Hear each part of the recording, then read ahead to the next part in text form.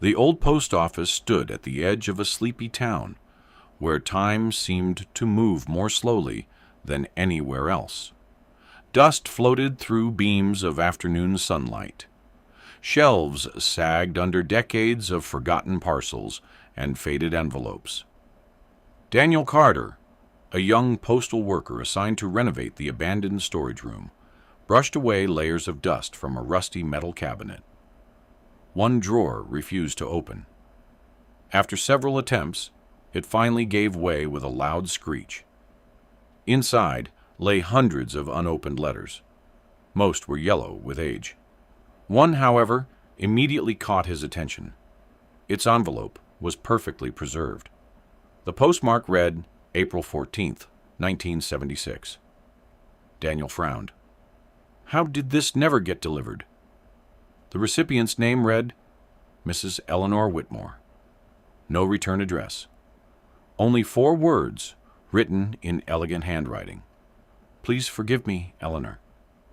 Daniel had no idea that this forgotten envelope was about to uncover a secret buried for half a century. Across town, 92-year-old Eleanor Whitmore lived quietly in a small cottage surrounded by roses she planted decades earlier. Every evening she sat beside the same window. Every evening she watched the road. People assumed she simply enjoyed sunsets. They never knew. She had spent 50 years waiting for someone who never came. The town believed her fiancé, Thomas Bennett, abandoned her before their wedding. Even Eleanor eventually forced herself to believe it. Yet somewhere deep inside, hope had never completely died. Daniel searched public records. To his surprise, Eleanor was still alive. His supervisor shrugged. It's just an old letter. But Daniel couldn't ignore it. If someone waited their whole life for this, he carefully placed the envelope inside his bag. Tomorrow, he would deliver it. 50 years late. Daniel knocked gently. The old woman opened the door with slow, trembling hands. Mrs. Eleanor Whitmore? Yes? I believe I have something that belongs to you. He held out the envelope. The moment she saw the handwriting, her face turned pale. Her hands began shaking uncontrollably. No, she whispered. It can't be. Tears filled her eyes before she even touched it. I know this handwriting. She had recognized it instantly. Thomas. Her fingers trembled as she opened the envelope. Inside was a single folded page. She read aloud. My dearest Eleanor, if this letter reaches you, it means I failed to return before our wedding. I didn't leave because I stopped loving you. I was drafted unexpectedly. They wouldn't let me contact anyone. Every day, I fought only to come home to you. I carry your photograph in my pocket. Please don't think I abandoned you. Wait for me if you can. I promise. I am coming home. Forever yours, Thomas. Silence filled the room. Then Eleanor broke.